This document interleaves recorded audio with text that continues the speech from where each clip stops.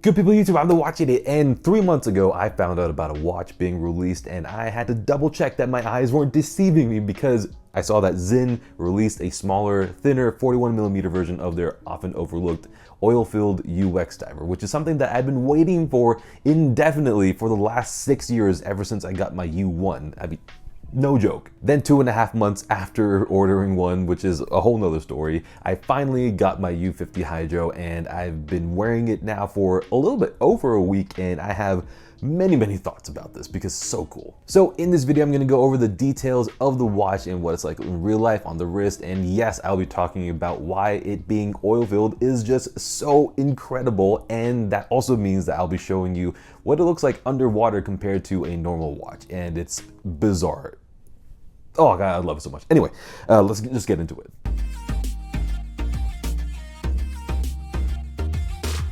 So as always, dimensions first, so we know what we're dealing with here. And we've got ourselves a 40mm case with a 41mm bezel, a lug-to-lug of 47.4mm, and finally a thickness of only 11.9mm, which are super wearable numbers, but just insane for a 5,000 meter dive watch. Naturally, wearability is just miles better than the U1, which wears well and comfortably, mind you, but I would actually wear the U50 Hydro daily. Big part of that is that despite it technically being 41mm, it wears much smaller, weirdly enough, more like a 40mm watch or even a 39mm watch. It's kind of bizarre because this isn't using any of Seiko's size-defying design cues. It's just a simple case and a simple bezel that extends beyond it.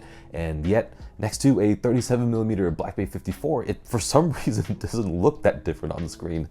I don't know what's going on here. But as you would expect from the dimensions, this wears super comfortably on the wrist. I just love how purely Sinn it looks. It's a really great feeling that I've missed, and yeah, I'm really happy that I have a Sinn back in the collection. And finally, this houses a Ronda quartz movement, and it's a solid movement, but it would have been nice if it could have continued to use the thermocompensated ETA movement from the UX, but ETA has been restricting sales to outsiders, so Sinn didn't really have an option to even use that in this watch. Although WatchBuys, for some reason, still says on their website that it's thermocompensated when it's not. So yeah, maybe correct that.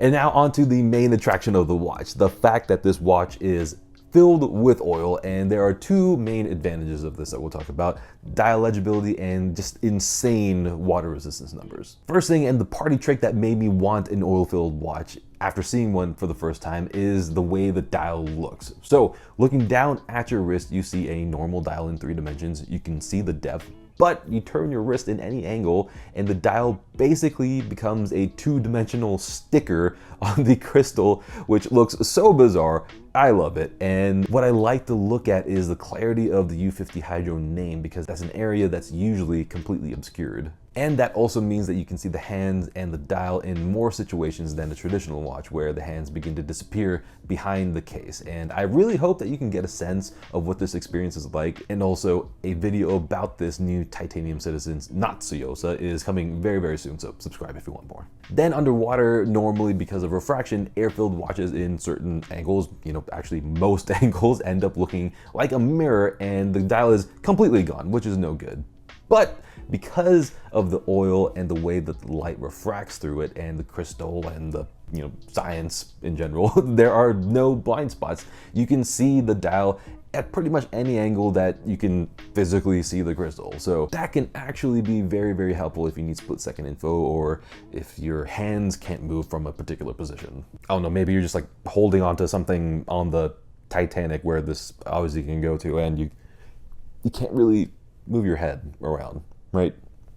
That's a practical situation, obviously. Next up, I usually don't care about water resistance despite being a full-on dive watch guy, but here it's so good that it becomes its own value proposition. And the way I see it is, if you can get a high water resistance without compromising the size of the case, that's great, but I will always choose a thinner case over a bigger water resistance number, since anything over 100 meters is overkill 99% of the time for 99.9% of all human beings. So yeah, no matter what anyone says otherwise. So yeah, 2, 3, 500 meters is cool, but it is in the end just a number. It could be 100 meters, I really don't care. So here, 5,000 meters, 5,000 meters is, of course, the most overkill because, for context, the Titanic is at 3,800 meters, at which point this U50 Hydro can go an entire Rolex Sea Dweller below that. That's just insane. But the fact that it's a 5,000 meter dive watch in a case that's less than 12 millimeters thick and it wears like a 40 millimeter watch, something completely daily wearable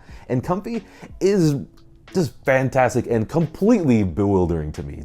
It's hard to wrap my mind around it. So yeah, whenever I think about it and I see this watch, I'm just in awe, and it's a good feeling because in the end, that's what watches are all about. They're here to give us joy and excite us. And by the way, the reason why oil-filled watches can achieve these insane water resistance numbers is essentially because oil can't really be compressed the way that air can be compressed. So if the case is filled with oil instead of compressible air, the case and crystal don't really have to be beefed up very much. So other than the oil-filledness of the dial, there isn't too much to talk about regarding the physical dial itself because it's nothing fancy, just a matte black dial, rectangular white lume markers, and white dashes for the minute track with white hands. Very, very legible, no doubt. And the hands are actually quite piloty, and I know that this will bother some folks out there, but I think it works great considering Sinn's proficiency and history with pilot's watches. And in the end, I just want hands to be legible in dive watches. So yeah, if the pilot hands are very legible, then I'm all good. And this next thing is likely because of the oil, but I'm really, really happy to see that the matte black dial ends up looking very dark in most lights. And that's something that I absolutely love seeing. I love super ultra mega dark dials on watches for ultimate contrast, which is something that's just naturally tough to achieve on matte black dials. And next is the lume, and Sinn's lume is as disappointing as I remember it being. Only my 104 had a really clean, bright, good lume. So here, the lume is solid though, at the start, but it does start to fade at the sides and also on the tips of the hands and loses intensity relatively quickly. And it being oil filled is not the excuse here, just because the same exact thing happened on my U1 and the 556. I mean, it's very apparent here with my Captain Willard beside it. You can see it fall off after a few minutes. So is it legible enough after it fades? Sure, but having more legibility and more brightness and clarity will never be a bad thing. I mean, come on, Sinn, just step your game up for practicality's sake. From what I gathered, it seems like they're prioritizing pure white lume in these particular watches for ultimate contrast. And yes, that does look super cool, but I would be more than okay with a little touch of green lume in the indices, kind of like with my Sinn 104. I hope you're listening, Sinn. And now onto the case and bezel, and the bezel is the same as what you would get on the U1 and the U50 for this particular bezel option. You can also get it fully blacked out, the SDR version, which I'm not the biggest fan of, but the bezel remains tegimented on every version, even if it's not on a fully tegimented version like mine. And the reason why I didn't go for the fully tegimented version for this or my U1, and by the way, tegimentation is Sinn's super hardening process, is because I didn't want to spend an extra $500 for that. These cases are already basically scratch proof since they're sandblasted and it's made from freaking submarine steel. So yeah, for me, I don't need it. But going on with the bezel, I really like the design of the numerals and the dashes. It's fully graduated, so every minute has a dash, but the first 15 are black and the rest are red. And for Sinn's, anything red on the watch is secondary info. So technically minutes past 15 minutes aren't required, so they're red. I love that this functionality, and it also happens to look really cool. And also something that I noticed is that they actually have 30-second marks up to 15 minutes, which is something that I haven't seen done before. Pretty cool. The click itself is good and it feels secure and refined. Let's just listen to it a little bit. But it is just a bit too stiff for my liking. The U1 didn't have as much resistance, which made the bezel easier to turn, but obviously not enough for it to move around if lightly bumped. But yeah, let's see how I feel about this later on. And then onto the case back. At extreme pressures, the oil needs to effectively compress into something, which is why normal oil-filled watches keep a bubble on the dial. Otherwise, the watch can burst at its weakest point. But Sinn is not normal, so they designed a case back that moves in and out, as you can see from the little circle over there. So that effectively compensates for the oil without having a bubble. So yeah, bravo, Sinn.